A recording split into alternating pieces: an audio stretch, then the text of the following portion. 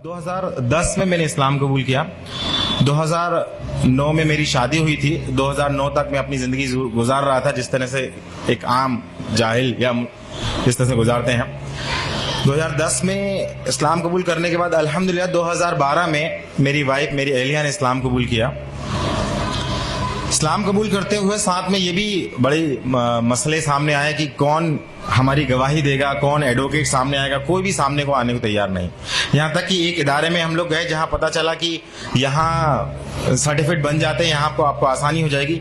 मैं बिलोंग्स करता हूँ, पहले मैं आपको बता दूं, मैं भोपाल की एक तहसील है बैरसिया, वहां से बिलोंग करता हूँ। और चूंकि एमपी का स्पेशल कानून है इस्लाम कबूल करने को लेके, खास कानून बना रखा है, तो वहां इस्लाम कबूल करना और डॉक्यूमेंटेशन बनाना बहुत बड़ा मसला है।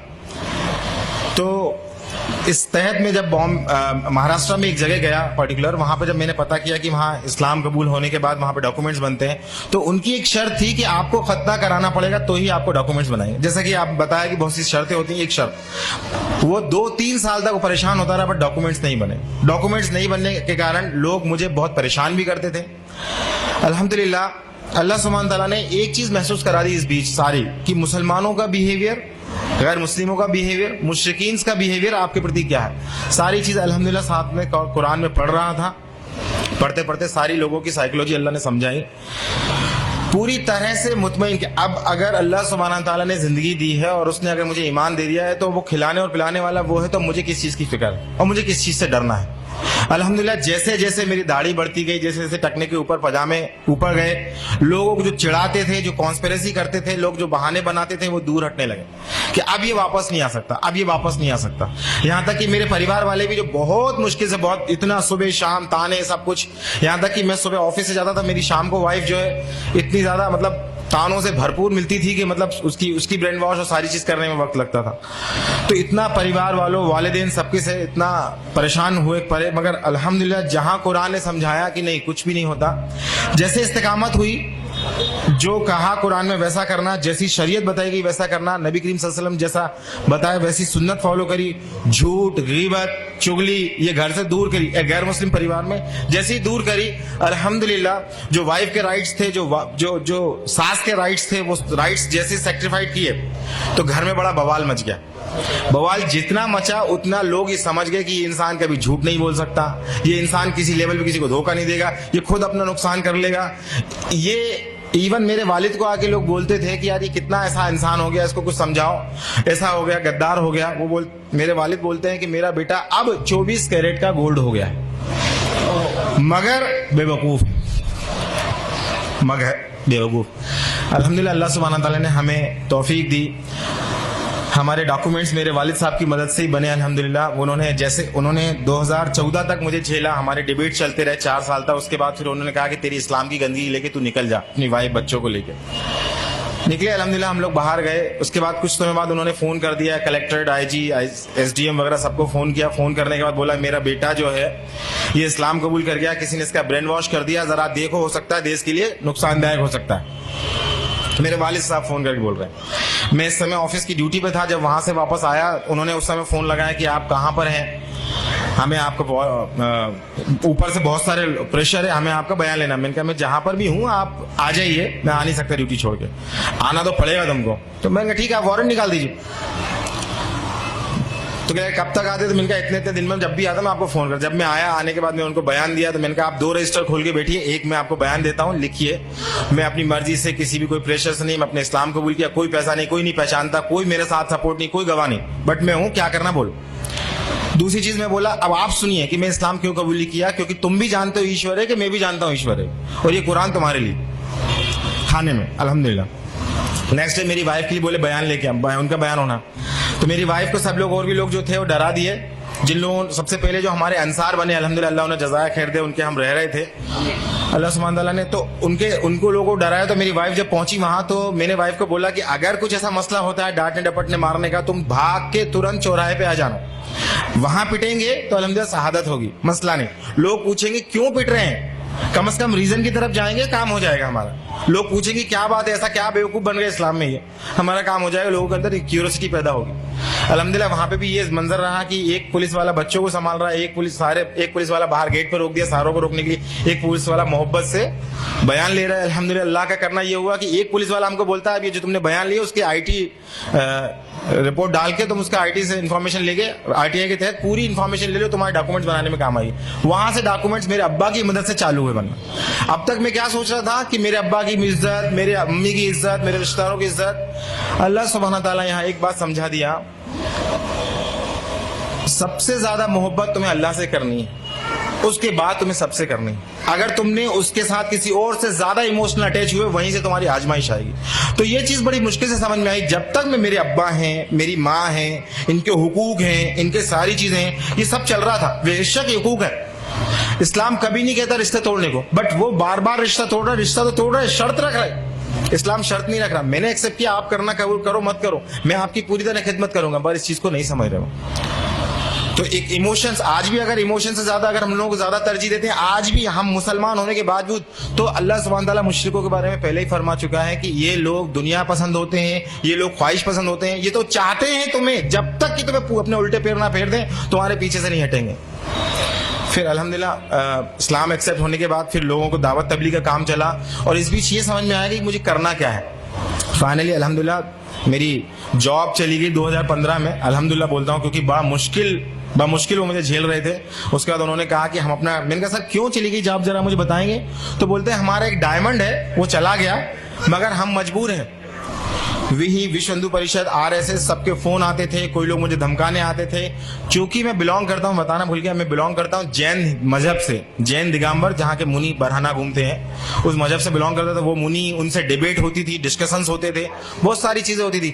بٹ میری امی بار بار نئے نئے منیوں کے پاس لے کے جاتی تھی, اور یہ ہر بار کہتی تھی کہ ان کو نہیں آتا, ان کو کم آتا ہے, تو کو دوسرے کے پاس لے کے جائیں گے.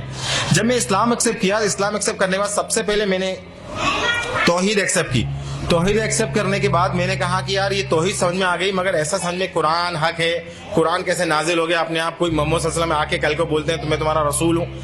اس کی تحقیق کے لیے جب میں اسلام ایکسیپٹ کر لیا, بنیا تھا میں نے کہا اگر یہ حق ہے تو پہلے اسلام قبول کر لو, بعد میں ایسا نہیں ہوگا, کیول غفلت کی بات ہے. تو جب میں اسلام ایکسیپٹ کیا, پھر میں ہندوازم کی کتابیں پڑھا, پھر جینزم کی کتابیں پڑھا.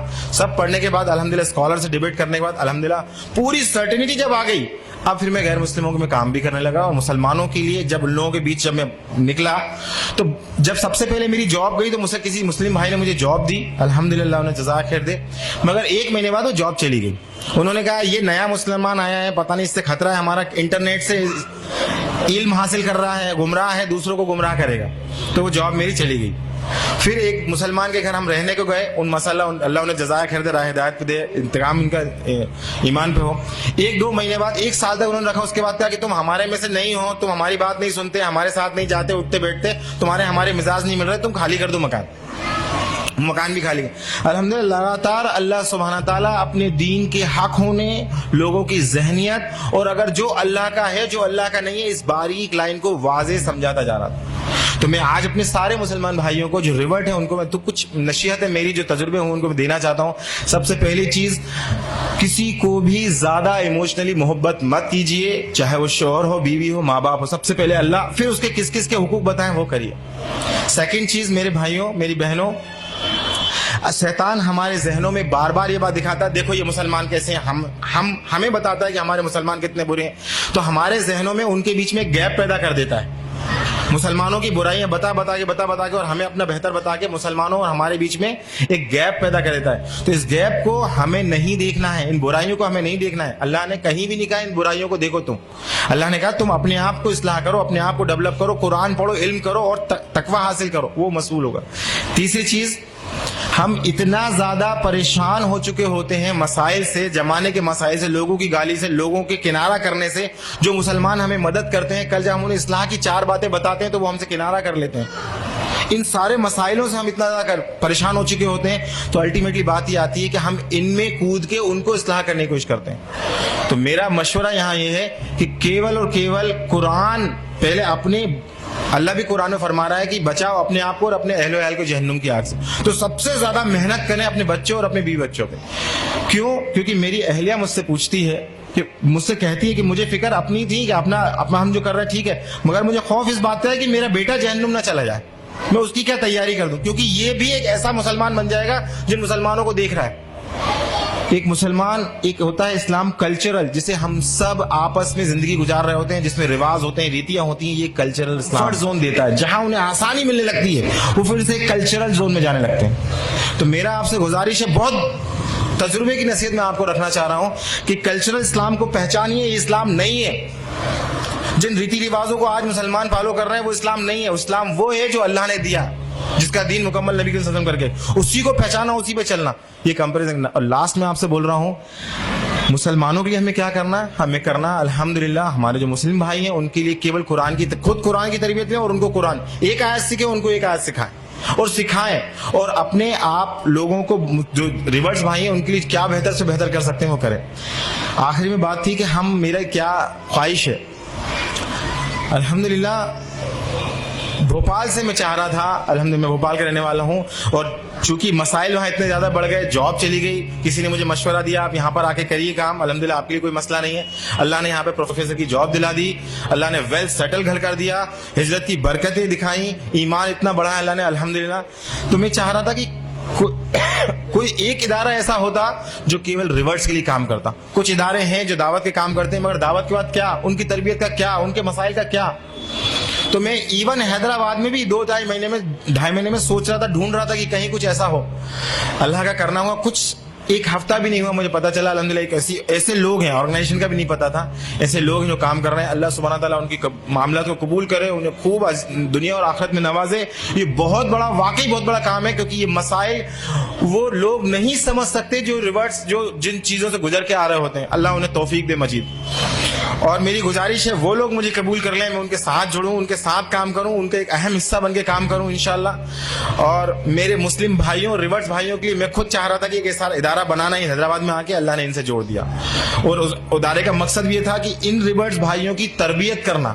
اگر ان کی تربیت رہی، اگر یہ اللہ سے محبت کرتے رہے، انشاءاللہ ان کا کچھ نہیں بگاڑ سکتا، کوئی کچھ نہیں بگاڑ سکتا ان کا، کیونکہ اللہ خود کہہ رہا ہے کیونکہ ہم اللہ کے چنے ہوئے بندے ہیں. اللہ نے کہا کہ اگر تم یہ کام نہیں کرو گے تم کسی اور کو چن لیں گے، تم سے بہتر ہوں گے.